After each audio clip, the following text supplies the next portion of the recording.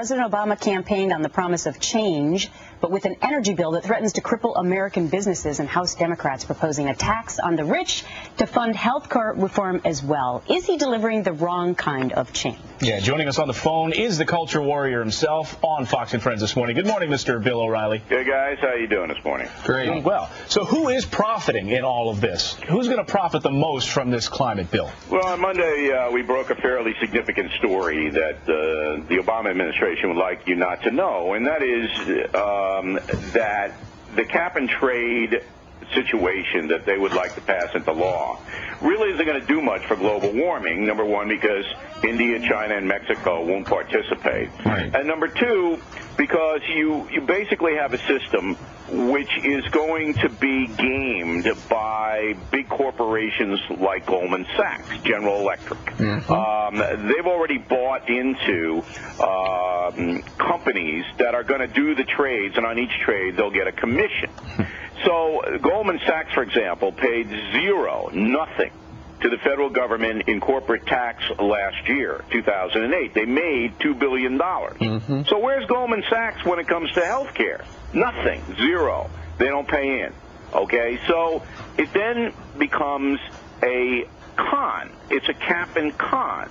Because once you get this into law, the prices for everything are going to go up. Sure. Because the companies that have to pay more to emit are going to pass that on to the consumer. So the consumer pays more for electricity, for power in every sense, to heat their home, to cool their home. Right. Everything, manufacturing, everything goes up. But Goldman Sachs, they make hundreds of millions of dollars, and they're not paying any taxes. So I'm saying, is this change I can believe in? The little guy gets hosed, but the big corporation gets richer? Oh, that's Come such on. a good, good point. And the other, and you make a good point about India and Mexico and China still able to pump that gunk, whatever it is, into the atmosphere. So whatever we do could completely be marginalized. But do we even know, Bill, whether or not these carbon credits actually can do anything? Well, it's an exchange of money. That say that they'll do a little bit. They've tried it in Spain and things like that. Look, I think most Americans want a cleaner country and a cleaner planet, all right? Yeah. There are some hardcore right-wingers who don't believe in global warming, even though the temperature shows that the Earth has warmed in the last 30 years 3 times faster than the previous 100. That's in stone. Right. You don't debate that. But there are people that say that it's a big con. No. Nobody knows why the Earth is warming except the deity, so I'll leave it to him or her, okay? But once you get into a system whereby the American worker is going to get hurt, and the fat cat corporations are going to make money, and it's not going to make much of a difference to the Earth's atmosphere, then you have to say, this is not good. So I think that the American people are catching on to this. I think I know they've caught on to the cap and con.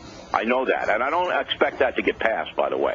The health care is much more complicated, but we can do it, but we have to do it smart.